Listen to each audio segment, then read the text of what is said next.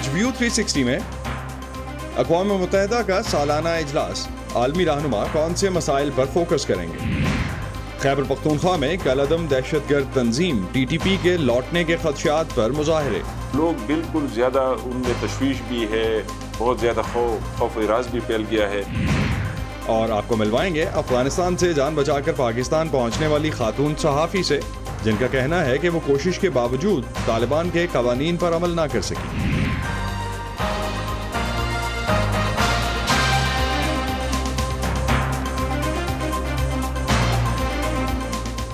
Voice of امریکہ کے Washington studios میں آپ سب کو خوش آمدید۔ آپ دیکھ رہے ہیں پروگرام ویو 360 اور میں ہوں اسد اللہ خالد۔ اقوام متحدہ کی جنرل اسمبلی کے 77ویں اجلاس میں 150 سے زائد ممالک کے رہنما شرکت کر رہے ہیں۔ اس سال جن بڑے عالمی مسائل پر بات ہوگی ان میں دنیا کو درپیش معاشی بحران، ماحولیاتی مسائل اور یوکرین کی جنگ سر فہرست ہیں۔ UNGA کے اس سالانہ اجلاس میں ہر سال اہم عالمی مسائل زیر بحث آتے ہیں۔ گزشتہ 2 سال میں دنیا کی ساری توجہ کورونا کی عالمی وبا پر مرکوز رہی، لیکن اس بار ماحولیاتی بحران کی وجہ سے پاکستان میں آنے والے تباہ کن سیلاب بھی دنیا کی نظر میں ہیں۔ آج سے شروع ہونے والے سیشن میں عالمی رہنماؤں کی تقاریر اتوار تک جاری رہیں گی، جس میں 157 ملکوں کے سربراہ اور حکومتوں کے نمائندے اپنا نقطہ نظر دنیا کے سامنے رکھیں گے۔ پاکستان کے وزیر اعظم شہباز شریف کی تقریر جمعے کے دن اسکیجولڈ ہے، جبکہ امریکی صدر بدھ کے روز خطاب کریں گے۔ اس سال عالمی رہنماؤں کے اس سب سے بڑے سالانہ اجتماع میں چین، روس اور بھارت کے سربراہ ان پرسن شرکت نہیں کر رہے۔ توقع یہ کی جا رہی ہے کہ کل جب امریکی صدر جنرل اسمبلی سے خطاب کریں گے تو ان کا فوکس عالمی سطح پر خوراک کے تحفظ کے استحکام اور ایڈز اور دوسری وباؤں کے خلاف گلوبل فنڈ کی کمی کو پورا کرنے کے لیے امریکی کوششوں کو اجاگر کرنا ہوگا۔ وائس آف امریکہ کی پیٹسی وڈاکوسوارا نے اپنی رپورٹ میں جاننے کی کوشش کی کہ کیسے یوکرین جنگ کی وجہ سے گلوبل فوڈ سیکیورٹی اس سال جنرل اسمبلی کے اجلاس کا ایک اہم موضوع بن گئی ہے۔ عالمی ادارہ خوراک کے مطابق دنیا میں تقریباً 82 کروڑ 80 لاکھ افراد رات کو بھوکے سونے پر مجبور ہیں، اور یہی وجہ ہے کہ عالمی سطح پر خوراک کا تحفظ آج سے نیو یارک میں اقوام متحدہ کی جنرل اسمبلی کے سالانہ اجلاس میں شامل رہنماؤں کے لیے ایک ترجیح بن چکا ہے۔ صدر جو بائیڈن کل یعنی بدھ کے روز جنرل اسمبلی سے خطاب کریں گے۔ انہیں صبح کے وقت پوری جنرل اسمبلی سے خطاب کرنے کا موقع ملے گا۔ وہ دنیا بھر میں فوڈ سیکیورٹی کے معاملات پر بات کریں گے۔ فوڈ سیکیورٹی کا مسئلہ یوکرین کی جنگ کی وجہ سے مزید سنگین ہو گیا ہے۔ امریکی صدر اپنے خطاب میں یوکرین کی مدد اور روس کو تنہا کرنے میں امریکی اور یورپی اتحادیوں کے مفادات اور باقی دنیا کو درپیش متعدد چیلنجز کے درمیان ایک توازن پیش کرنے کی کوشش کریں گے۔ جنگ کے شروع میں خاص طور سے یورپی سفارتکاروں نے مطالبہ کیا تھا کہ ان کے افریقی اور ایشیائی ہم منصبوں کو اقوام متحدہ میں یوکرین کا ساتھ دینا چاہیے، لیکن حقیقتاً انہوں نے اس کا اظہار نہیں کیا کہ وہ خوراک کے تحفظ کے حوالے سے اور اس جنگ سے منسلک معاشی شاکس کے بارے میں اپنے منصوبوں کے خدشات کو سن رہے تھے۔ اب امریکہ اور یورپینز دراصل یہ پیغام دینے کی کوشش کر رہے ہیں کہ وہ ترقی پذیر دنیا کے معاشی خدشات پر ان سے ہمدردی رکھتے ہیں اور کہ وہ ان سے نمٹنے کے لیے کام کریں گے۔ اس مقصد کے لیے امریکی وزیر خارجہ اینٹونی بلنکن فوڈ سیکیورٹی سے متعلق ایک سربراہی اجلاس کی آج شریک میزبانی بھی کر رہے ہیں۔ روس کے یوکرین پر حملے کے بعد سے اس خطے سے خوراک اور کھاد کی برآمدات میں خلل پڑا ہے۔ اس سے وبا کے نتیجے میں پہلے سے بڑھتی ہوئی خوراک کی قیمتوں میں مزید اضافہ ہو گیا ہے، اور دنیا اقوام متحدہ کے 2030 تک صفر بھوک کے صفر تک پہنچنے کے ہدف سے مزید دور ہو گئی ہے۔ ہمیں زراعت اور خوراک کے نظام میں مزید سرمایہ کاری کی یا خاص طور سے فوڈ سسٹمز کے اندر ایسی تبدیلیاں لانے کی ضرورت ہے کہ ان میں زیادہ لوگوں کی شمولیت ہو، تاکہ غریب اس سے مزید فائدہ اٹھا سکیں اور خوراک کی قیمت کم اور لوگوں کی پہنچ میں رہے اور پیداوار زیادہ پائیدار رہے۔ عالمی صحت امریکی انتظامیہ کی ایک اور ترجیح ہے، کیونکہ کووڈ-19 نے ہمیں یاد دلایا ہے کہ صحت کے عالمی خطرات سرحدوں کی پرواہ نہیں کرتے۔ ہمیں کووڈ-19، منکی پاکس اور دوسری وباؤں سے نمٹنا ہے، اور یہ ہمیں یکجہت ہو کر کرنا ہے۔ بدھ کے روز ہی صدر بائیڈن ایڈز، ٹی بی اور ملیریا سے نمٹنے کے لیے گلوبل فنڈ کی ایک کانفرنس کی میزبانی بھی کریں گے۔ اس فنڈ کے لیے عالمی سطح پر درکار 18 ارب ڈالرز میں سے 6 ارب ڈالرز کا اب تک وعدہ کیا گیا ہے، جس میں سے 2 ارب ڈالرز امریکہ نے دیے ہیں۔ पैसी वदा कुसवारा के साथ Imran Jadoon, voice of America. अक़वाम मुत्तहिदा की जनरल असम्बली का सालाना इजलास बैनुल-अक़वामी सफारतकारी का सबसे बड़ा इवेंट होता है, जिसमें शिरकत के लिए दुनिया भर से सरबराहान मुमलिकत, सिविल सोसाइटी के कारकुन और नौजवान लीडर्स अक़वाम मुत्तहिदा के हेडक्वार्टर्स न्यूयॉर्क आते हैं, जहाँ बाहमी ताउन से दुनिया को दरपेश अहम मसाइल का हल तलाश करने की कोशिश की जाती है। जानिए अक़वाम मुत्तहिदा की जनरल असम्बली के बारे में 5 दिलचस्प हक़ाइक़ निदा समीर से। अक़वाम मुत्तहिदा की जनरल असम्बली का 77वां इजलास इस वक्त अमेरिका के शहर न्यूयॉर्क में जारी है और इस हफ्ते होने वाली जनरल डिबेट में दुनिया भर से आए हुक्मरान, लीडर्स और मुंतखब नुमाइंदे खिताब करेंगे। क्या आपको पता है कि बज़ाहिर तो इसे जनरल डिबेट कहा जाता है, लेकिन हकीकत इसमें कोई डिबेट नहीं होती। अक़वाम मुत्तहिदा जनरल असम्बली के इस इजलास को जनरल डिबेट तो कहा जाता है, लेकिन इसमें दर हकीकत कोई डिबेट नहीं होती, बल्कि इसमें तमाम ममालिक के नुमाइंदा कायदीन बैनुल-अक़वामी तनाज़ुर में अपने मुल्क या दुनिया के लिए अहम इशूज़ पर बात करते हैं। आम तौर पर इन तकारीर में जंग, मुतनाज़ा खित्तों, फ़ॉरेन अफेयर्स, पब्लिक हेल्थ, अदम मसावात, इंसानी हुकूक, सिनफी तवाज़ुन, तालीम, गुरबत, भूख, माहौलियात और आलमी मईशत के हवाले से गुफ्तगू होती है। सालाना इजलास से कबल हर साल जनरल असम्बली के नए सदर का इंतखाब होता है।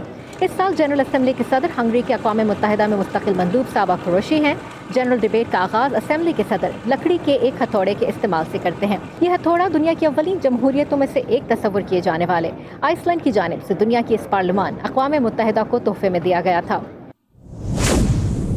जनरल डिबेट में पहली तकरीर ब्राज़ील जबकि दूसरी मेज़बान मुल्क अमेरिका के हिस्से में आती है। बाकी ममालिक की बारी उनकी नुमाइंदगी के लेवल, जोग्राफियाई तवाज़ुन, उनकी अपनी ख्वाहिश वगैरह पर तरतीब दी जाती है। उमूमन ममालिक के सदूर और वज़राए आज़म को अव्वलियत दी जाती है। अगर इससे कम दर्जे के तर्जुमान अपने मुल्क की नुमाइंदगी कर रहे हों तो उनकी तकारीर उमूमन फहरिस्त में नीचे जाती हैं। जनरल डिबेट में तकरीर के लिए हर मुल्क को 15 मिनट दिए जाते हैं, लेकिन इससे तवील बोलने पर किसी को रोका भी नहीं जाता। साबिक अमरीकी सदर बराक ओबामा ने साल 2014, 15 और 16 में तकरीबन 40 मिनट की तकारीर की थी। किसी भी मुल्क के सरबराह की जानिब से जनरल असम्बली में सबसे तवील तकरीर सितंबर 1960 में क्यूबा के सदर फिडेल कास्ट्रो ने की थी, जिन्होंने 4 घंटे 48 मिनट की तकरीर की। अक़वाम मुत्तहिदा की 77 साल तारीख में आज तक महज 4 ख़वातीन ही जनरल असम्बली की सदर रही हैं, जबकि कोई खातून ताहाल सेक्रेटरी जनरल के ओहदे तक नहीं पहुँच पाई। दुनिया भर में इस वक्त सिर्फ 24 ममालिक ही ऐसे हैं जिनकी सरबराहान मुमलिकत ख़वातीन हैं। और अब बात करते हैं कुछ पाकिस्तान की। पाकिस्तान के सरहदी सूबे खैबर पख्तूनख्वा के मुख्तलिफ इलाकों में एक बार फिर कलअदम तहरीक तालिबान पाकिस्तान की दहशतगर्दी की कार्रवाइयों की खबरों पर इलाके में बेचैनी पाई जाती है और सूबे के मुख्तलिफ हिस्सों में एहतजाजी मुजाहरे शुरू हो गए हैं। ये पुरअमन मुजाहरे एक ऐसे वक्त में हो रहे हैं जब कलअदम TTP ने मुतअद्दिद मकामात पर हमलों की जिम्मेदारी कबूल की है। वॉइस ऑफ अमेरिका के नजरुल इस्लाम ने एक ऐसे ही मुजाहरे की कवरेज की। सूबा खैबर पख्तूनख्वा के बाज़ इलाकों में मुबैना तौर पर कलअदम तहरीक तालिबान पाकिस्तान की वापसी की खबरों के बाद अवाम की एक बड़ी तादाद ने सूबे के मुख्तलिफ इलाकों में पुरअमन एहतजाजी मुजाहरे शुरू किए हैं। इतवार के रोज़ सवात के शहर मेंगोरा में एक ऐसी ही अमन मुजाहरे में हज़ारों अफराद ने शिरकत की और दहशतगर्दी के खिलाफ नारेबाजी की। ये जो हमारे जलसे हो रहे हैं, हमारे ये जो इज्तिमात हो रहे हैं, हमारे एहतजाज हो रहे हैं, ये हम स्वात के गांव-गांव तक फैला रहे हैं और इंशाअल्लाह अगर हमारे हुक्मरानों ने होश के नाखुन नहीं लिए तो तमाम स्वात जो है ये एहतजाजी धरने में तब्दील होगा। ये मुजाहरे एक ऐसे वक्त में हो रहे हैं जब रवामा स्वात की तहसील कबल में रिमोट कंट्रोल बम धमाके के नतीजे में अमन कमेटी के साबिक सरबराह इदरीस खान अपने साथियों समेत मारे गए। इस धमाके की जिम्मेदारी कलअदम तहरीक तालिबान पाकिस्तान ने यह कहते हुए कबूल की कि इदरीस खान उनके खिलाफ कार्रवाइयों में मुलविस थे। स्वात के रिहायशी शान इलाही कहते हैं कि उनके वालिद, चचा और कज़न 2008 में दहशतगर्दी के हमलों में मारे गए। 2008 हालातों के जमा वाली हम तो छोटे थे, जब हम स्कूल जाते थे तो लाशें पड़ी होती थी, कभी जो है ना चौकों में लोगों की जो है ना लोगों को ज़बह किया जाता था। तो हमने वो छोटे उम्र में वो सारी चीज़ें देखी थी। अल्लाह की कसम हम इतनी मेंटल स्ट्रेस हुए थे कि हमको बता नहीं सकते। अब तक वही फ्लैशेस हमारे दिमागों में चल रहा है। 2007 से 2009 तक TTP के जंगजुओं ने सवात का मुकम्मल कंट्रोल संभाल रखा था। इस दौर में आए रोज़ बम धमाकों के बायस कारोबार मुकम्मल तौर पर मफलूज हो चुका था।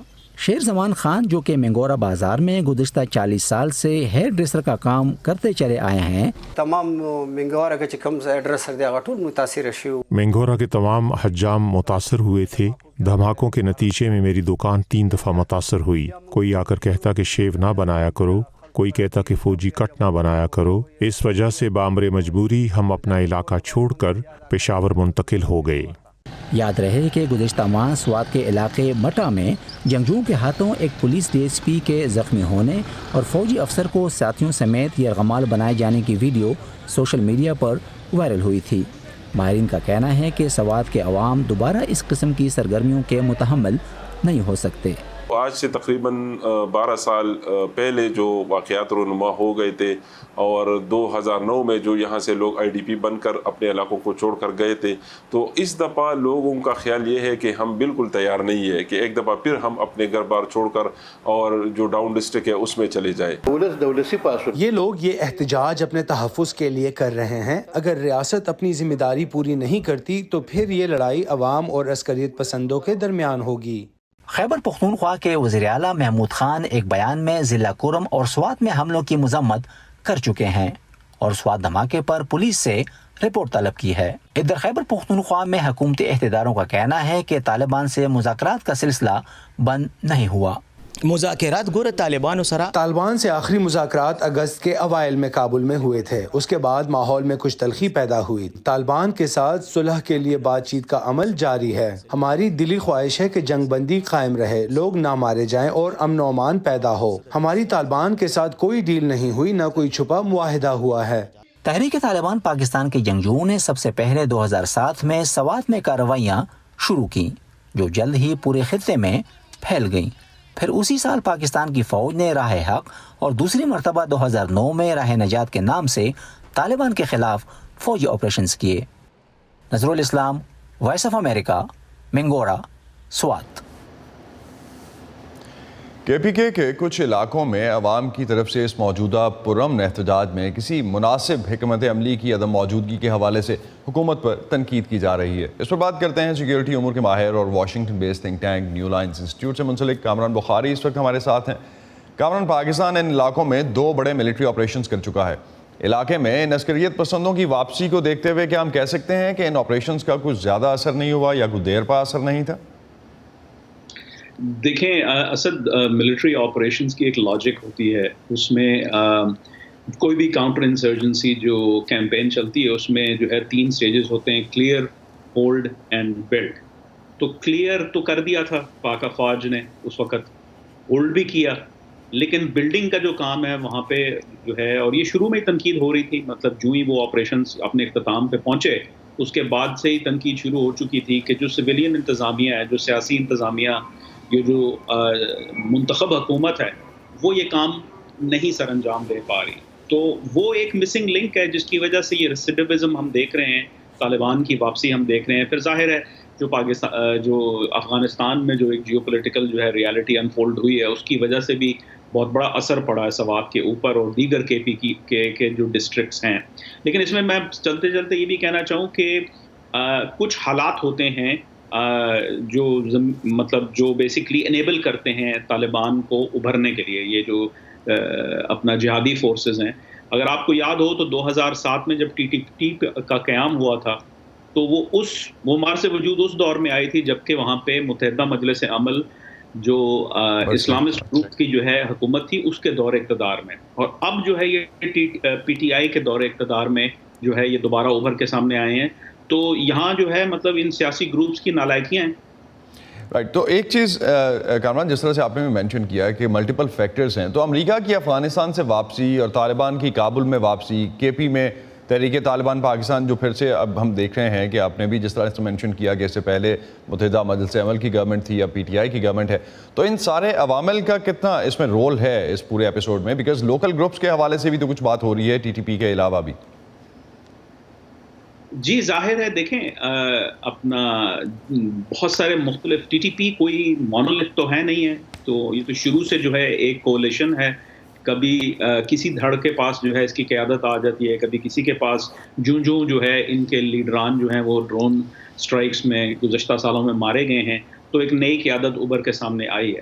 لیکن دیکھیں اس وقت جو سب سے بڑا فرق پڑا ہے نا وہ یہ ہے کہ ایک طالبان ایمریٹ جو ہے وہ افغانستان میں قائم ہے، تو جو ٹی ٹی پی ہے وہ اس کا بھرپور فائدہ اٹھانا چاہ رہی ہے، بلکہ میں تو یوں کہوں گا کہ افغان طالبان کی جو ریاست ہے اس کے حق میں ہے کہ وہ اس قسم کی جو ہے جو ریاست ہے چھوٹی موٹی یعنی قبائلی علاقہ جات میں ہو، سوات میں ہو، دیگر اور کے پی کے ڈسٹرکٹس میں اس کا قیام ہو، کیونکہ ان کے لیے اسٹریٹجک ڈیپتھ ہے. یہ چیز تو پاکستان کے جو ہے لیڈران کو پتہ تھی، مطلب جو ہے کہ امریکہ نے ایک دن نکل جانا ہے، تو افسوس سے مجھے کہنا پڑتا ہے کہ وہ تیاری نہیں کی گئی اس چیز کے جو ہے وہ پریمپٹ کرنے کے لیے کوئی کارروائیاں نہیں کی گئیں. کامران، ایک چیز ہم نے ابھی جو دیکھی ریسنٹ واقعات میں، کچھ کارروائیوں کی ذمہ داری تو ٹی ٹی پی نے لی ہے اب تک. کیا ٹی ٹی پی کے علاوہ بھی کوئی گروپس ہیں علاقے میں جو ان کارروائیوں میں مصروف ہیں یا ان کارروائیوں میں ملوث ہیں؟ بیکاز لوکلی جو رپورٹس ہیں اس کے مطابق تو مختلف گروپس ان کارروائیوں کی ذمہ داری لیتے رہے ہیں، جس میں اغوا برائے تاوان کی وارداتیں اکثر جو ہیں وہ بہت کامن ہیں. جی ظاہر ہے، دیکھیں جہاں ٹیررزم جو ہے وہ کوئی کسی آئسولیشن میں تو نہیں آتا نا. ٹیررزم سے پہلے ایک آرگنائزڈ کرائم جس کو ہم او سی کہتے ہیں اس کا ماحول گرم ہوتا ہے، اس کا ایک بازار گرم ہوتا ہے جہاں اغوا برائے تاوان، چوری ڈکیتی، اس طرح کے جو گروپس ہوتے ہیں، جب ایک دیکھیں ویکیوم کریٹ ہوتی ہے، ایک اوپننگ، ایک اسپیس ملتا ہے، تو صرف دہشت گرد گروہ اس کا فائدہ نہیں اٹھاتے، جو کرمنل ایلیمنٹس ہوتے ہیں وہ بھی فائدہ اٹھاتے ہیں. پھر جو ہے جیسے ہم نے خیبر ایجنسی کے اندر اپنا 2007 سے لے کے 2010 تک جو ہے ہم نے جو دیکھا کہ وہاں پہ جو لشکر اسلام گروپ تھا جس کا جو ابھر کے سامنے آیا تھا، جو ٹی ٹی پی سے ذرا ہٹ کے تھا، وہ ایکچولی آرگنائزڈ کرائم گروپ تھا منگل باغ کا. منگل باغ بیکیم اے طالبان لیڈر، تو کیونکہ وہ اپنے جو ہے نا کرمنل انٹرپرائز کو، کرمنل ایمپائر کو جو ہے وہ پروٹیکٹ کرنا چاہ رہے تھے. تو دیکھیں یہ مرجر ہوتا ہے، یہ ہم نے کراچی میں بھی دیکھا ہے، یہ ہم نے دیگر دنیا کے اور علاقوں میں بھی دیکھا ہے. بہت شکریہ کامران بخاری آپ کا. اس حوالے سے بات کر رہے تھے کہ جو اس وقت سچویشن ہمیں کے پی کے میں دیکھنے کو ملی ہے. طالبان کے کنٹرول کے 1 سال بعد پاکستان کے پڑوسی ملک افغانستان میں بہت کچھ تبدیل ہو چکا. خواتین پر لگنے والی پابندیوں سے معاشرے کا چہرہ تقریباً بدل چکا. آپ کو ملواتے ہیں ایک افغان صحافی سے جو طالبان کے آنے کے بعد اپنی کوشش کے باوجود نئے نظام میں ایڈجسٹ نہ ہو سکیں. خاطرہ احمدی کی تصاویر اس وقت پوری دنیا میں شیئر کی گئیں جب طالبان نے خواتین صحافیوں کو اپنے چہرے ڈھانپنے کا حکم دیا. طلوع نیوز کی سابق صحافی اس کے بعد سے اپنے خاندان کی سلامتی کے خوف سے افغانستان سے پاکستان چلی گئیں. نیوز اینکر خاطرہ احمدی اب بھی افغانستان سے اپنی اچانک روانگی سے سمجھوتا کرنے کی کوشش کر رہی ہیں. جب طالبان نے خواتین اور صحافیوں پر پابندیاں بڑھا دیں تو وہ اور ان کے شوہر اکرام عصمتی، جو خود بھی ایک صحافی ہیں، فرار ہو کر پاکستان کے شہر اسلام آباد آ گئے. میرے والدین نے 30 سال میں جو زندگی بنائی تھی وہ ایک دن میں ختم ہو گئی. ہم نے اپنا سارا سامان بیچ دیا اور یہاں آ گئے. طلوع نیوز کی اینکر 28 سالہ خاطرہ احمدی نے اس وقت دنیا کی توجہ حاصل کی جب طالبان کے ایک فرمان کے بعد ان کی تصاویر شیئر کی گئیں. طالبان نے خواتین صحافیوں کو حکم دیا تھا کہ وہ اپنے چہروں کو آن ایئر ڈھانپ کر آئیں. خواتین پر سرکاری میڈیا کے لیے کام کرنے پر بھی پابندی عائد کر دی گئی. خاطرہ کہتی ہیں وہ اس وقت اپنا کام جاری رکھنے اور دوسری خواتین کی آواز بننے کے بارے میں پرعزم تھیں. تمام تر دھمکیوں کے باوجود ہم یہی کہہ رہے تھے کہ یہ ہمارا ملک ہے اور ہمیں یہی رہنا ہے اور طالبان کے قوانین سے سمجھوتا کرنا ہے. لیکن پھر ان کے شوہر پر حملہ کیا گیا. عصمتی کا کہنا ہے کہ انہیں طالبان نے روکا، جو انہیں ایک دور دراز مقام پر لے گئے جہاں انہیں زدوکوب کیا گیا اور بے ہوشی کی حالت میں چھوڑ دیا گیا. ہماری سمجھ میں یہ نہیں آ رہا تھا کہ آخر ان کا مقصد کیا تھا. آخر طالبان مجھے کیوں روکیں گے، مجھے ماریں گے، پیٹیں گے اور دھمکیاں دیں گے. بعد میں ہم نے سوچا کہ یہ میری بیوی کی وجہ سے ہو سکتا ہے جو ایک صحافی کے طور پر کام کر رہی تھی. اس کے علاوہ میں نے کچھ ایسی رپورٹیں فائل کی تھیں جو تحقیقاتی نوعیت کی تھیں. اس دن میں نے فیصلہ کیا کہ اب ہم افغانستان میں نہیں رہ سکتے. طالبان کے ترجمان نے وائس آف امریکہ کی جانب سے تبصرے کی درخواست کا جواب نہیں دیا اور طالبان میڈیا پر حملوں میں اضافے کے دعووں کو بھی مسترد کرتے ہیں. صحافتی آزادیوں پر نظر رکھنے والے ایک مقامی ادارے کے مطابق اس نے اگست 2021 سے اب تک میڈیا پر 183 حملوں اور 90 گرفتاریوں کو ڈاکومنٹ کیا ہے. خاطرہ احمدی کا کہنا ہے کہ ان کے ساتھ کام کرنے والے دوسرے لوگ بھی کابل سے نکلنا چاہتے ہیں لیکن پاکستان میں بھی زندگی آسان نہیں ہے. خاطرہ کے پاس صرف وزٹر ویزا ہے اور وہ کام نہیں کر سکتی. انٹرنیشنل ویمنز میڈیا فاؤنڈیشن کی ندین ہافمن کی رائے میں بین الاقوامی برادری کو صحافیوں کی مدد کے لیے مزید کام کرنا چاہیے. There should be, a process for expediting. ان کے ویزوں کے کام میں تیزی لانے کے لیے کوئی طریقہ کار ہونا چاہیے تاکہ انہیں امریکہ یا دوسرے ممالک میں آنے کی اجازت دی جا سکے، تاکہ وہ اس مسلسل بے عملی کی حالت سے نکل سکیں جس میں وہ اپنی زندگی اپنی مرضی سے نہیں گزار سکتی، کام نہیں کر سکتی، اور انہیں محض اپنی بقا کے لیے درکار وسائل کے حصول کے لیے بھی جدوجہد کرنی پڑتی ہے. صحافیوں کے حقوق کی تنظیم رپورٹرز وداؤٹ بارڈرز کے اندازے کے مطابق طالبان کی واپسی کے بعد سے افغانستان میں تقریباً 60% صحافی اپنی ملازمتوں سے محروم ہو چکے ہیں، جن میں متاثر ہونے والی خواتین کی تعداد کہیں زیادہ ہے. افغانستان کے 34 میں سے 11 صوبوں میں خواتین صحافی کام نہیں کر رہی. مسکہ صافی کے ساتھ شہناز عزیز، وائس آف امریکہ. اور شو کے آخر میں آپ کو ملواتے ہیں لٹل عمل سے. ننی عمل ایک 12 فٹ لمبی لڑکی کا پتلا ہے. عمل ایک شامی پناہ گزین ہے اور دنیا کے 85 شہروں سے ہوتی ہوئی اب نیو یارک سٹی پہنچی ہیں، جہاں وہ 2 اکتوبر تک شہر کے کونے کونے میں اپنا پیغام لے کر جائیں گی. یہ پیغام ہے کیا، جانتے ہیں صباحت زکریا سے. انسانوں کے لیے اپنے سے مختلف لوگوں کے جذبات سمجھنا اکثر مشکل ہوتا ہے، خاص طور پر اگر ہم نے ایسے لوگوں سے ملاقات نہ کی ہو، یا ان کے دکھ درد میں شامل نہ ہوئے ہوں، یا پھر کبھی ان کی کوئی کہانی نہ سنی ہو. معاشی طور پر امیر ملکوں کی کہانیاں تو دنیا بھر میں پھیلی ہی ہوئی ہیں، لیکن غریب اور آفت زدہ ملکوں کے لیے اپنے احساسات، جذبات اور کہانیوں کو باقی دنیا تک پہنچانا ایک مشکل کام ہے. اسی سلسلے کی کڑی ہے لٹل عمل، یا ترجمہ کریں تو چھوٹی عمل، جو شام سیریا سے آئی ایک 10 سالہ بچی ہے، لیکن ایک 12 فٹ لمبے پپٹ کی شکل میں.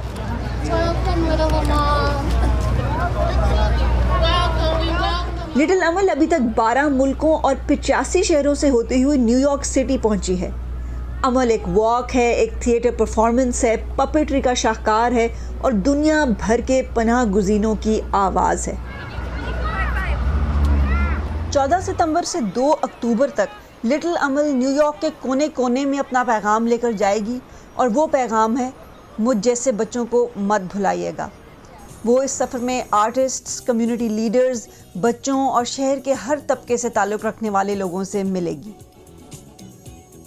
اس کے تخلیق کار عامر نزار زابی ایک فلسطینی تھیٹر ڈائریکٹر ہیں، جبکہ پپٹ کو بنایا ساؤتھ افریقہ میں گیا ہے.